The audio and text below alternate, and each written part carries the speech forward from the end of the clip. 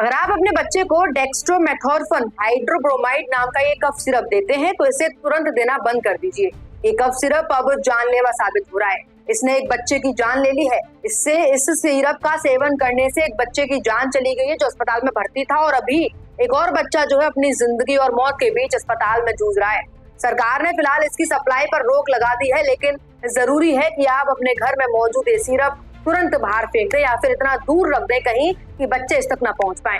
ये वही सिरप है जो कई बार सरकारी अस्पतालों में सर्दी, जुकाम, बुखार के नाम पर आपको मुफ्त में बांट दिया जाता है, लेकिन अब इसके गंभीर साइड इफेक्ट सामने आ रहे हैं। सतर्क रहें, सुरक्षित रहें और ये सिरप देना अपने बच्चे को बंद करें।